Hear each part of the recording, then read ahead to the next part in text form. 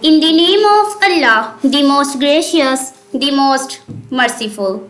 Assalamu alaikum wa rahmatullahi wa barakatuhu to our respected organizer Dr. Muhammad Akram, Chairperson, Department of Eastern Medicine and Surgery, Government College University, Faisalabad, our organizing team, all participants, and our respected guest speaker Dr. Hafiz Muhammad Adris Khan. I hope you are all well, inshallah. माह रमदान अशराए मगफरत की दुआ अस्तगफिरुल्लाह रब्बी मिन कुल्ली ज़म्बिन व अतूबु अलैहि। तर्जुमा, मैं अल्लाह से तमाम गुनाहों की बख्शिश मांगती हूँ जो मेरा रब है और उसी की तरफ रुजू करती हूँ। Now recitation of holy Quran. औज़ु बिल्लाहि मिनश शैतानिर रजीम। बिस्मिल्लाहिर रहमानिर रहीम। कुल हुवल्लाहु अहद अल्लाहुस समद लम यलिद वलम यूलद वलम यकुल्लाहु कुफुवन अहद। सदकल्लाहुल अज़ीम। जज़ाकल्लाह। मैं पनाह मांगती हूँ अल्लाह की शैतान मरदूद से। शुरू करती हूँ अल्लाह के नाम से जो बड़ा मेहरबान और नहायत रहम फरमाने वाला है।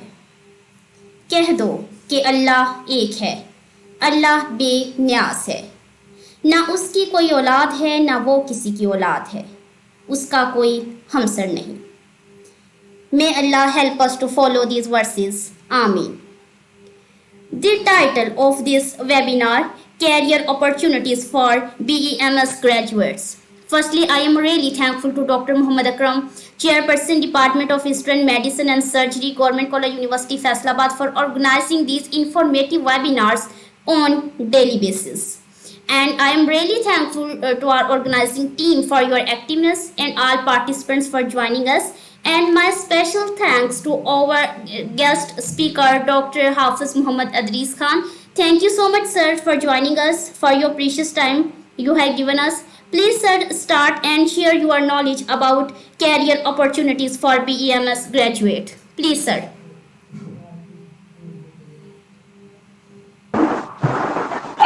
अस्सलाम वालेकुम। वालेकुम सलाम।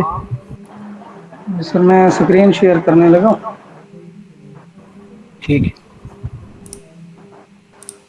First of all, I am thankful to all the organizing team of Government College University Faisalabad and Department of Eastern Medicine, especially Chairman Professor Dr. Muhammad Akram for giving me an opportunity to share my opinion and thoughts and my knowledge to the worthy community of BMS. Today my topic is career opportunities for BMS graduates. Here is a very crucial topic and here is a very controversial topic also, that many of our students and graduates, mostly in the student life and graduate life, discuss these things with many times and with different aspects. Today we will try to explore the opportunities and how to grab these opportunities and how to find opportunities and in various ways. So let's start. First of all, I will introduce myself. Most of the participants will know me. And first of all, I am currently as a head of Department of Eastern Medicine, Spear University, Lahore, as well as I am health expert member at Leo News, Pakistan. And I am founder and CEO of Natural Medicine Clinic, Lahore. At the same time, I am co-founder of Healer.pk. I have introduced last day that we have established a digital app for the alternative medicine practitioners. And further, my history is that in the recent times, I was ex-research specialist at Aga Khan University, Karachi. Before this, I was as a R&D officer in Islamic Training Center, Lahore. And before this, I was ex-house officer at DHQ Hospital, Jang. And before this, I was master trainer at Sapla Foundation. And I was ex-master trainer at Channel Development Association, and before this I was career counselor at TCF Pakistan. Here's my journey during my student life to till my professional life.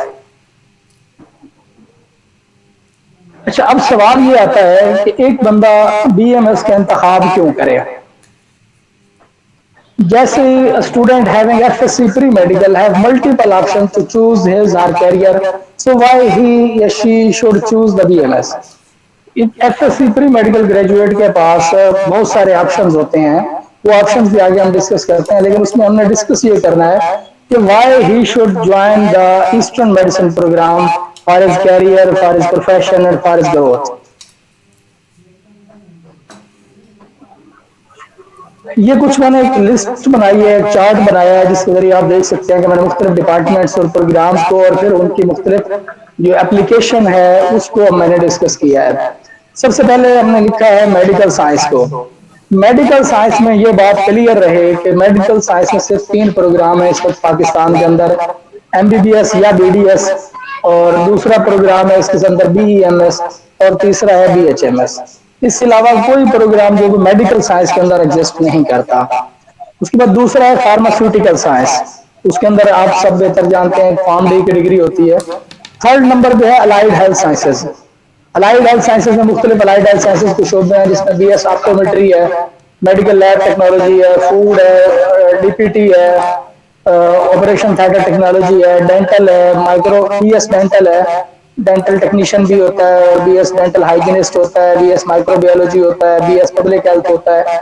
मतलब ये सारे शोबे जो हैं ये allied health sciences में या paramedical sciences में आप इसको गिन सकते हैं, ये उसमें मेडिकल साइंसेज में नहीं आते। और उसके बाद चौथा जो ऑप्शन होता है वो मेडिकल साइंस सिर्फ साइंसेज का होता है, जिसमें botany, zoology, chemistry and physics होते हैं। अच्छा, उसके बाद हमने इनकी application Sorry for interruption, sir. Sir, please move your slides. Sir आपकी स्लाइड्स मूव नहीं कर रही। नो, इधर से तो मैंने मूव कर दी है इसको, फिर क्यों नहीं शो हो रहे?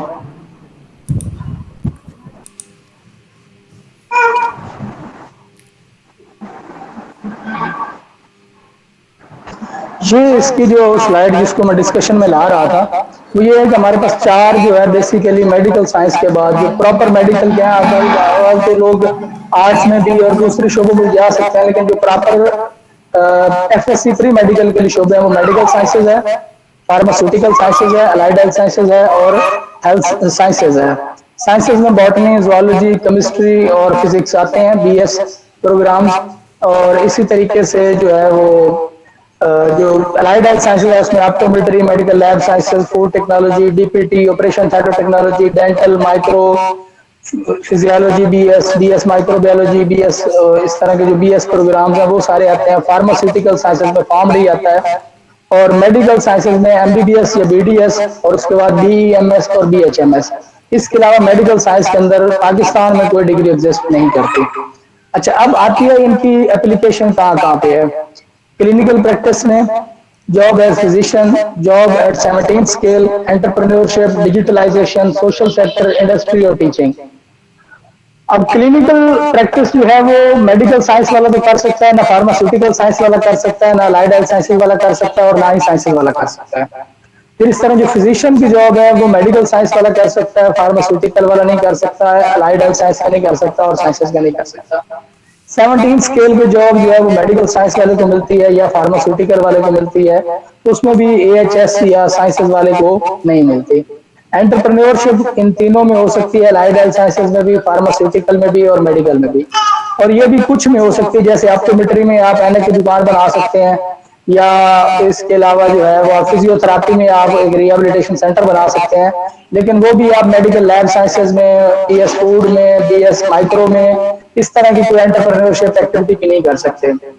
फिर उसके बाद डिजिटलाइजेशन है कि आप अपने शोबे को डिजिटल वे में कैसे प्रेजेंट कर सकते हैं, उसमें भी PharmD में भी कर सकते हैं और मेडिकल साइंस में भी कर सकते हैं, लेकिन अलाइड हेल्थ साइंसेज में और साइंसेज में वो भी नहीं कर सकते। ठीक है, इसके बाद सोशल सेक्टर में सिर्फ जो एक्सेप्टेंस है वो मेडिकल साइंसेज की है या फार्मासी उसकी है, सिर्फ मेडिकल साइंसेज की है।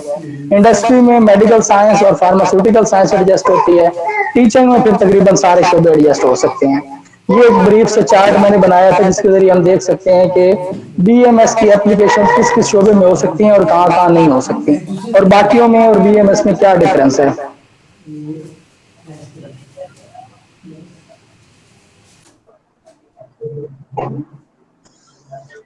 अच्छा, अब हम ये देखेंगे कि कौन कौन से सेक्टर्स हैं जिनमें ईस्टर्न मेडिसिन ग्रेजुएट जो है वो अपना स्कोप देख सकता है।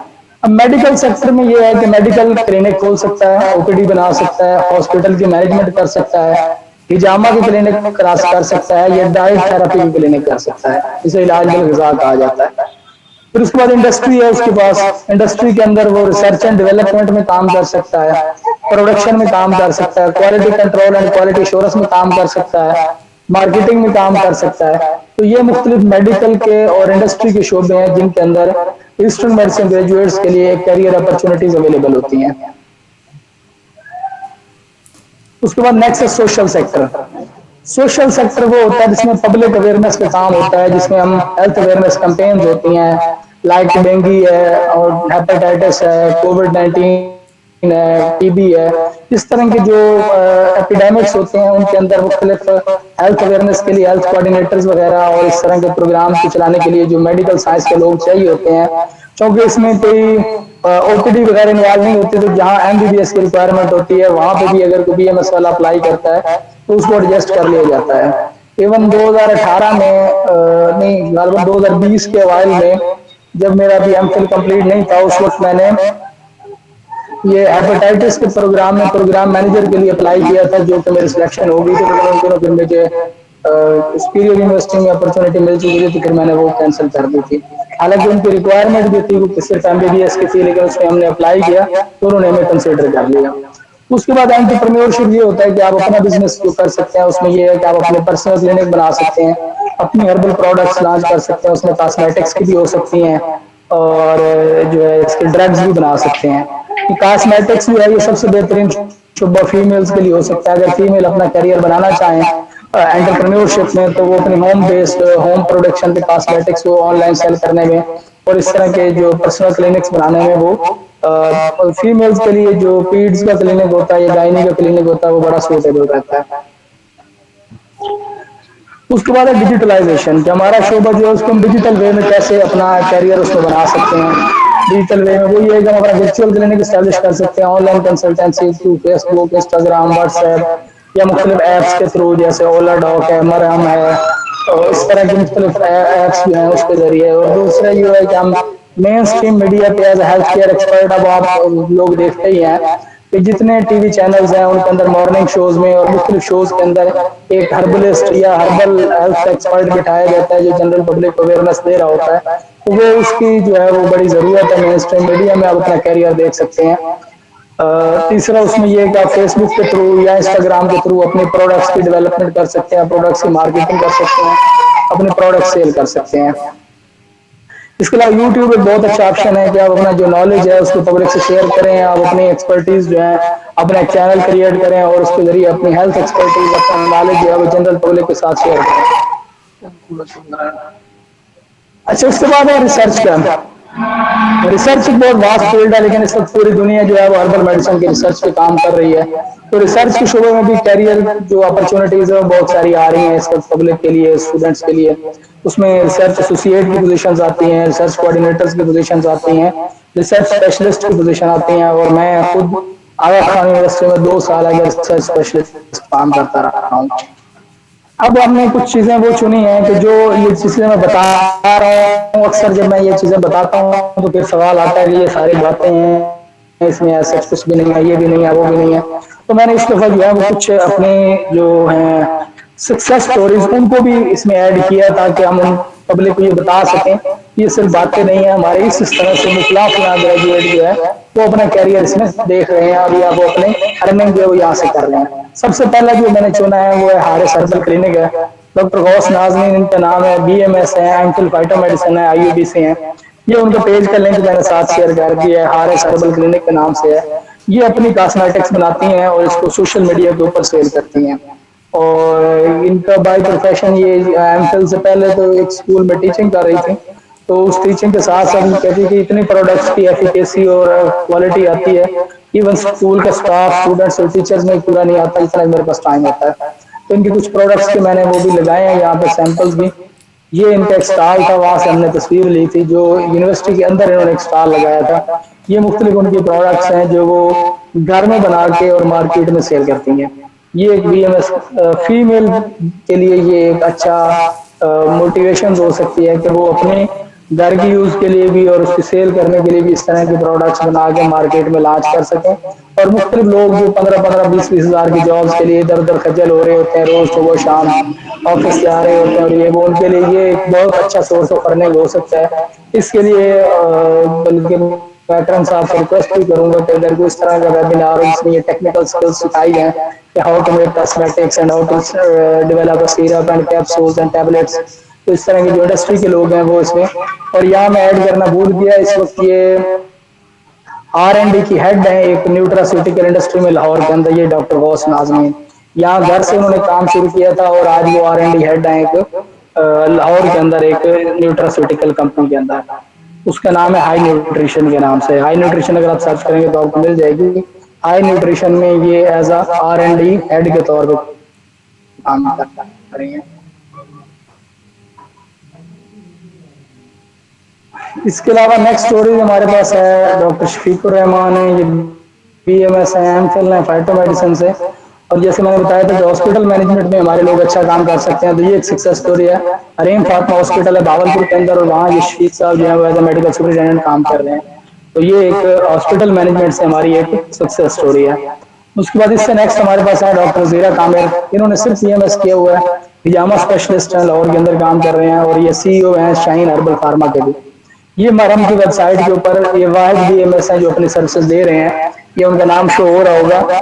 एक डिप्लोमेट है, जामा थेरेपी में इनका डिप्लोमा है, और बीएमएस इन्होंने किया हुआ bachelor of eastern medicine surgery, और जो टाउन लाहौर में ये प्रैक्टिस करते हैं डॉक्टर जीरा कामिर। और यहाँ इन्होंने नीचे इनको पीएमडीसी वेरीफाइड भी लिखा हुआ। नेक्स्ट स्टोरी हमारे पास है डॉक्टर हुसैन आरा की। Doctor Hussain Ara is BMS graduate from Karsh university and CEO हैं ये इलाइट हर्बल पे, और मार्केटिंग कोऑर्डिनेटर हैं इस वक्त कर्शी इंडस्ट्रीज में।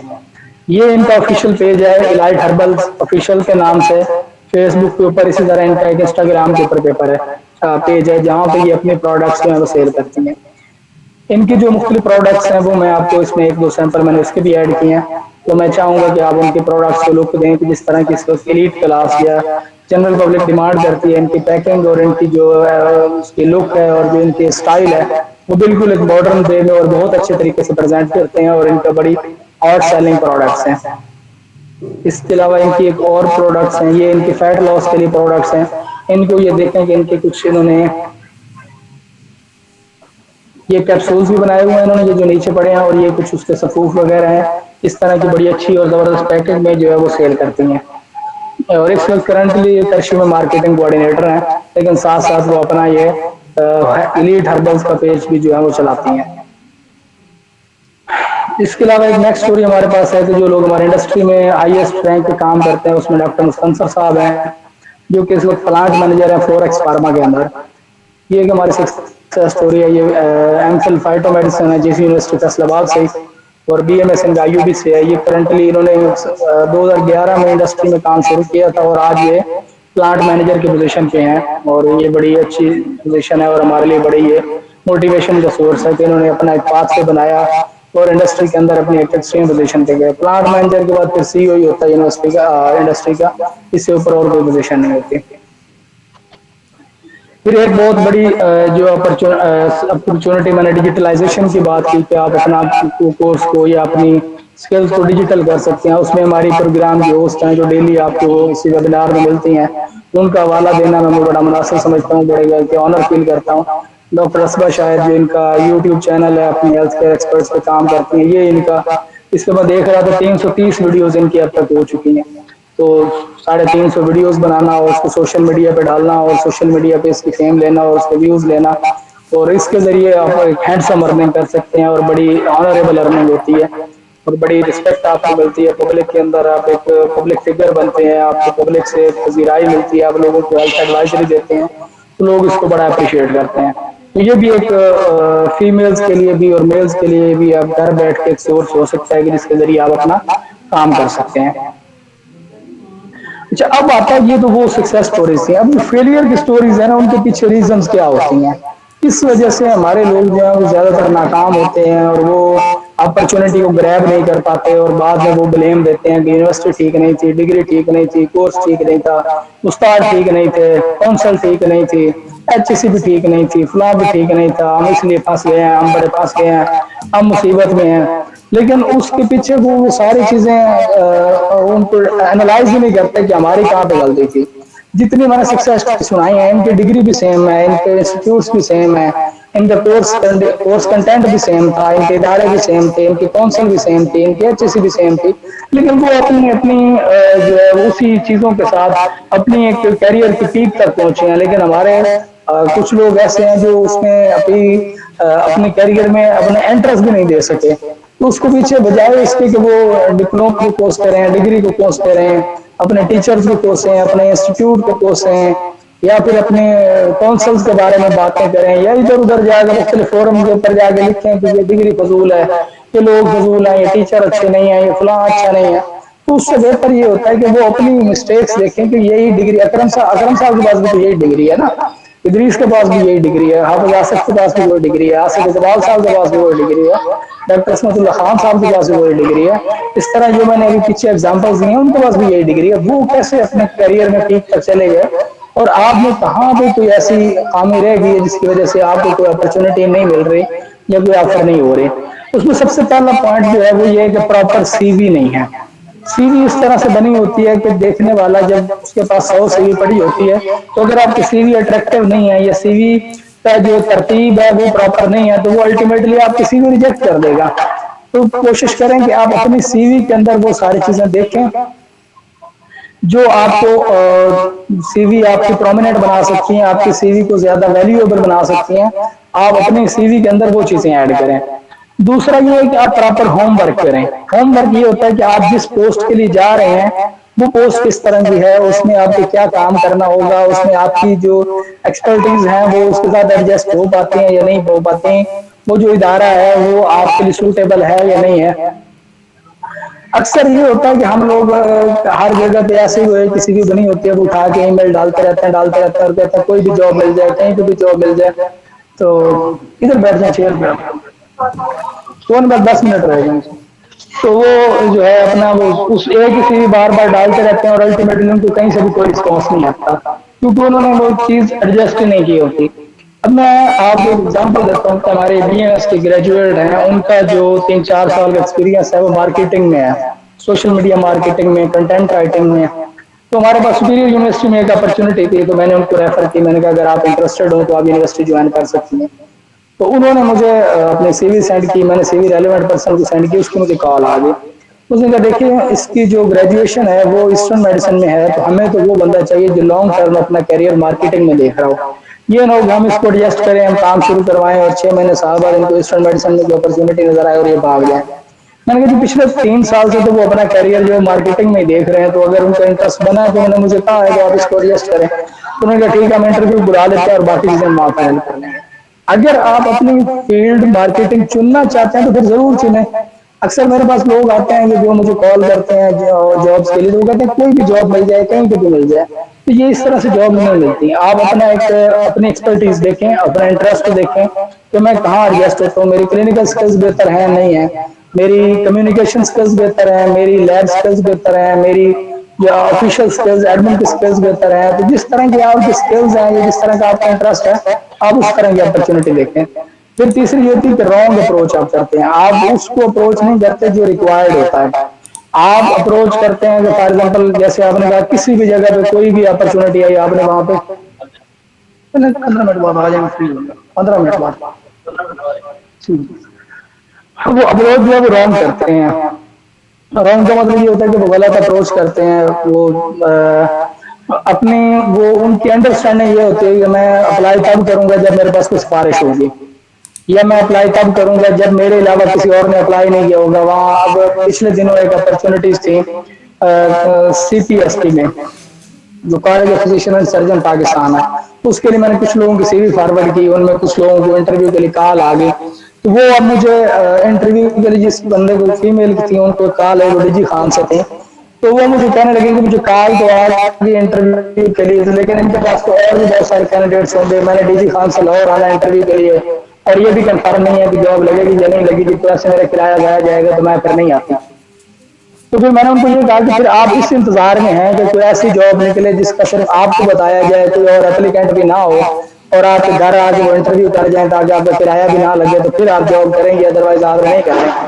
तो अगर या फिर कोई ऐसी जॉब हो जो पहले आपको गारंटी दें कि हम आपको पक्का रख रहे हैं, तो इस वजह से आप इंटरव्यू पे आए, अदरवाइज ना आए। तो ये वो चीजें हैं जो हम अपने इंटेंशन या अपनी मोटिवेशन या डेडिकेशन के बगैर कहीं अप्लाई कर देते हैं, और फिर बाद में जब वहां से हमें कोई कॉल आती है या हमें कोई अपॉर्चुनिटी आती है, तो फिर हम इस तरह के बहाने लगा रहे होते हैं। तो इस हवाले से भी हमें ये देखना होगा कि हमने जहाँ अप्लाई किया वहाँ एक हफ्ते 10 दिन बाद हम एक क्यूरी की ईमेल भी डाल दें कि मैंने अप्लाई किया हुआ है, मुझे बता दें कि उसमें क्या अपॉर्चुनिटी आ रही है, या मेरी सिलेक्शन हो रही है नहीं हो रही है, या मेरा इंटरव्यू कैसा रहा, आप मुझे कंसिडर कर रहे हैं या नहीं कर रहे हैं, या मैं कहीं और अप्लाई करूँ। तो वो भी ये देखते हैं कि इस बंदे को डेडिकेशन है। अच्छा, एक चीज मैंने और लिखी, no proper homework. Proper homework का मतलब ये होता है कि जब अक्सर जब आप इंटरव्यू पे जाते हैं तो आपसे एक ही सवाल पूछा जाता है कि आप ये जॉब क्यों करना चाहते हैं, या हमारे इदारे में ये जॉब क्यों करना चाहते हैं। तो वो फिर ये बड़ा एक मुश्किल सवाल होता है, जो न्यू कैंडिडेट्स होते हैं या फ्रेश ग्रेजुएट्स होते हैं, वो क्या जवाब दें इसका।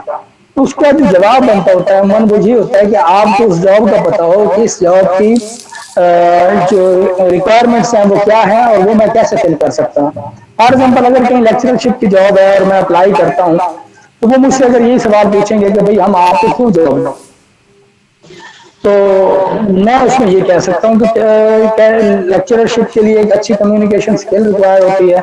वो अल्हम्दुलिल्लाह मेरे पास है। मैं डिबेटिंग सोसाइटी में रहा हूँ, मैंने डिबेट्स की हैं, मैं एज ए मास्टर ट्रेनर काम किया हुआ है, मैं वो अच्छी कम्युनिकेशन कर सकता हूँ। इसके अलावा अगर वो मुझसे पूछते हैं कि जी अच्छा, उसके अलावा मैं कह सकता हूँ कि एक इदारे को, जो यूनिवर्सिटी को, एक ऐसा बंदा चाहिए होता है जिसके इंडस्ट्रियल लिंकेजेस भी हैं। तो मैंने इंडस्ट्री में भी काम किया हुआ है, लिहाजा मेरे इंडस्ट्रियल लिंकेजेस भी हैं।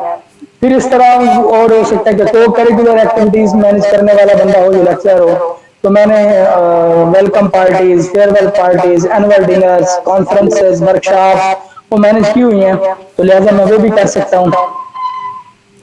तो इस तरह मतलब मैं उनको कन्विंस करूंगा कि ये जॉब मैं क्यों करना चाह रहा हूँ, मेरे अंदर क्या कैपेबिलिटीज हैं, ये जो चीज आप ढूंढ रहे हैं वो सारे मेरे अंदर मौजूद हैं। जब ये चीज मैं उनको कन्विंस कर लूंगा, उसके बाद मेरे पास अगर कुछ सिफारिश है नहीं है, मेरी डिग्री में नंबर कितने हैं, मेरा कोई गोल्ड मेडल है नहीं है, उसका उनको कोई कंसर्न नहीं होता।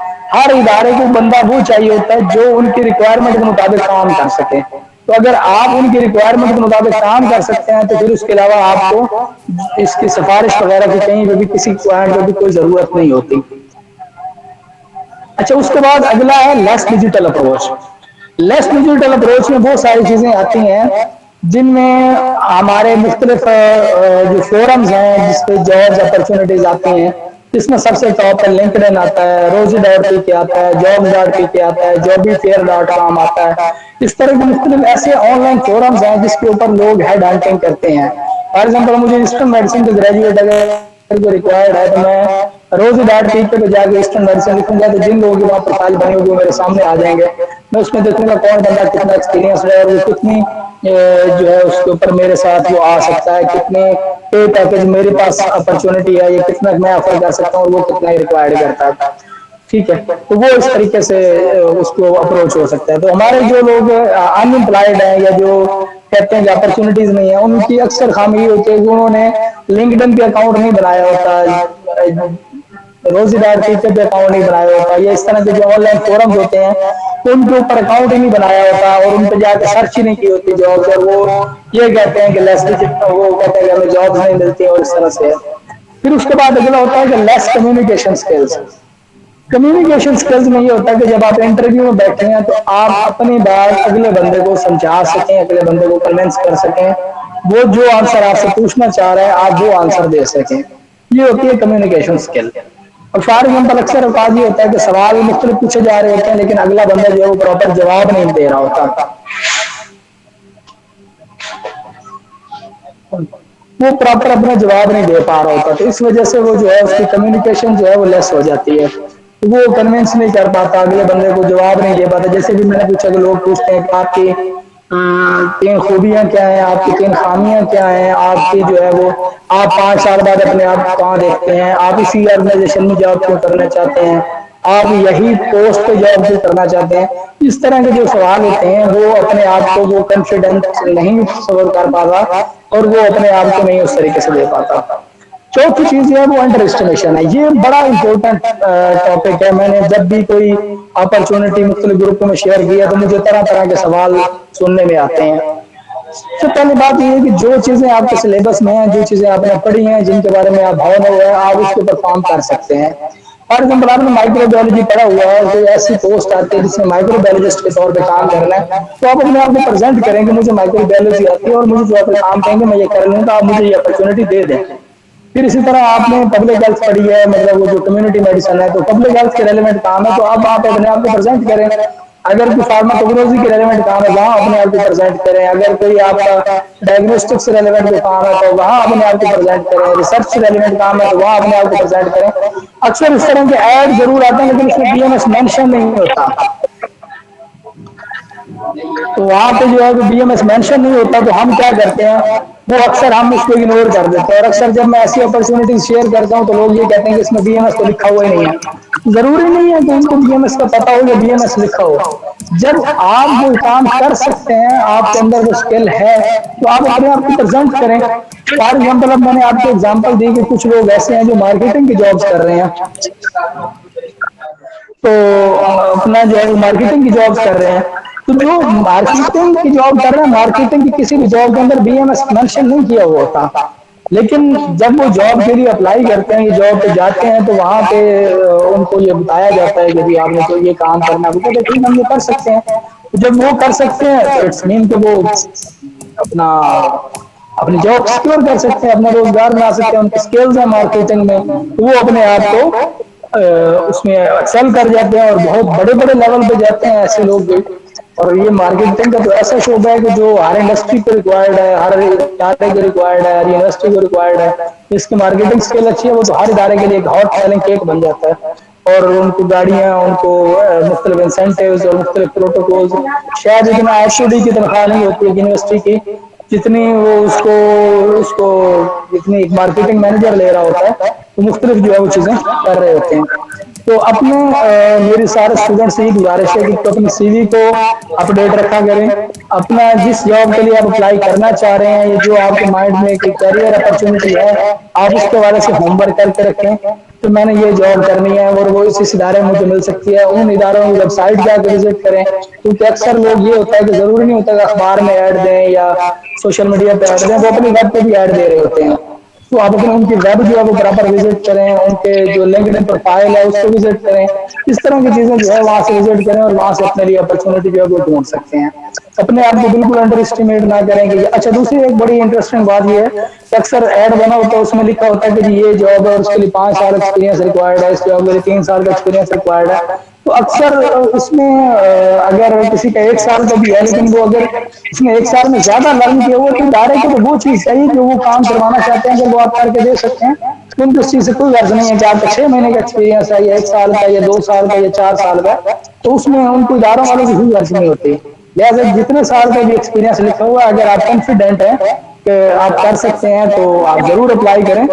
मैं एक छोटी सी यहाँ पे एग्जांपल देना चाहूंगा अपनी ही, कि जब मैंने फ्रेश ग्रेजुएशन की तो उस वक्त मेरे घर के पास एक सुपीरियर कॉलेज था और मेरा प्लान बना के चले, उस वक्त मैं हाउस जॉब कर रहा था।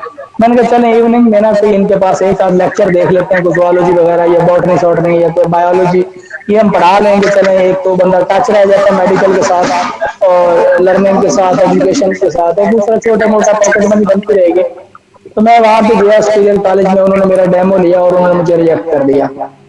तो अब अगर मैं इस बात को लेकर बैठ जाऊं कि जी मैंने बीएमएस किया हुआ है, उसके बावजूद मुझे उन्होंने टीचर भी नहीं रखा, तो ये बंदे को आगे ग्रोथ नहीं होने देते थे। और यही सुपीरियर इदारा था कि जिसने मुझे अब यूनिवर्सिटी में एज एचओडी भी रखा है। अगर उस वक्त मैं वहां पे रुक जाता तो शायद मेरी इतनी ग्रोथ ना हो पाती। तो लिहाजा कभी कभी आप देखा करें कि अगर एक अपॉर्चुनिटी आपको नहीं मिली तो इट्स मीन तो मे बी कोई अल्लाह पाक ने आपके लिए कोई बड़ी अच्छी, इससे ज्यादा अच्छी अपॉर्चुनिटी आपके लिए रखी हुई है। शायद अगर मैं उस वक्त वो सुपीरियर कॉलेज में अगर सिर्फ वो सिलेक्ट हो जाता लेक्चरर के तौर पे कॉलेज के अंदर, तो शायद मैं यूनिवर्सिटी तक ना पहुंच पाता, आज मैं यहाँ एचओडी की पोजीशन पे ना होता। इसी तरह जो मैं दूसरी बात कर रहा था कि एक्सपीरियंस वगैरह चाहिए होता है, तो मैं अभी फ्रेश ग्रेजुएट था तो एक इंडस्ट्री से जॉब आई थी कि आप हमें जनरल मैनेजर रिक्वायर्ड है। अब जनरल मैनेजर एक इदारे की बहुत बड़ी पोस्ट होती है और उस पर मैं फ्रेश ग्रेजुएट था, मेरा इंडस्ट्री का कोई एक्सपीरियंस भी नहीं था, लेकिन मैंने वहाँ अप्लाई कर दिया। जब मैं वहाँ पे गया तो सबसे पहले तो वो जो उनका जीएम उनका जो पुराना जीएम था वो मुझे देख के हंसा कि आप अभी फ्रेश ग्रेजुएट हैं और आपने जीएम की पोस्ट के लिए अप्लाई किया। मैंने कहा जो आपके टास्क हैं वो मैं अगर कर सकता हूँ तो इसमें कोई जरूरत नहीं है कि मैं इसके फ्रेश ग्रेजुएट हूँ या एक्सपीरियंस हूँ, तो अगर आप जो टास्क मुझे देंगे वो मैं आपको करके दिखाऊंगा। तो खैर वो फिर मुझे ओनर के पास लेके गए, ओनर ने मेरा इंटरव्यू किया तो उसने कहा जी हम आपको जीएम के तौर पे तो नहीं ले रहे लेकिन आपको हम अपनी आर एंड डी टीम में ले लेते हैं। तो मतलब ये कि आपने अप्लाई किया तो उन्होंने ये देखा कि ये बंदा इस हमारी इस वैकेंसी में सूटेबल है, तो उन्होंने खुद ही आपको उधर राउट कर दिया। तो ये है कि आप अप्लाई जरूर किया करें, जहां पे भी आपको अपॉर्चुनिटी नजर आती है, आप अपने आप स्किलफुल समझते हैं तो वहां अप्लाई करें, तो अल्लाह पाक जो है वो आपके लिए कोई ना कोई रास्ता खोल देता है। और अगर घर बैठ के आप टीचर्स को, डिग्री को, प्रोग्राम को, यूनिवर्सिटी को, काउंसिल को कोसते रहेंगे तो फिर शायद आपके लिए कोई आगे अपॉर्चुनिटी नहीं आएगी। मुझे इसके अलावा कोई और क्यूरीज है हो आपकी तो अभी भी अगर आप माइक खोल के अपने सवाल कर सकते हैं, अदरवाइज मैं नंबर अपने मेंशन कर दिया है। और मैं हमेशा जितने लोग मुझे जानते हैं आज के आइडियाज में उनको पता है कि मैं बीएमएस कम्युनिटी के लिए हर वक्त ओपन होता हूँ, जितनी मैं सपोर्ट किसी की कर सकते हैं मैं हाजिर रहता हूँ। तो आप किसी भी वक्त किसी भी फोरम पर मुझे कांटेक्ट कर सकते हैं, तो मैं आपके लिए अवेलेबल हूँ। तो सवाल है तो सर अगर माइक खोलना है तो बता दें, अदरवाइज फिर हम आगे चलते हैं। Thank you so much, our guest speaker, Dr. Hafiz Muhammad Adris Khan, for joining us, for your precious time you have given us, sir. Sir, great job, mashallah. Your overall lecture about career opportunities for BMS graduate was very informative, precious, and beneficial for all participants, all medical students. Thank you so much, Dr. Muhammad Akram, for organizing this webinar, and thank you so much, all participants, for joining us. Allah Hafiz.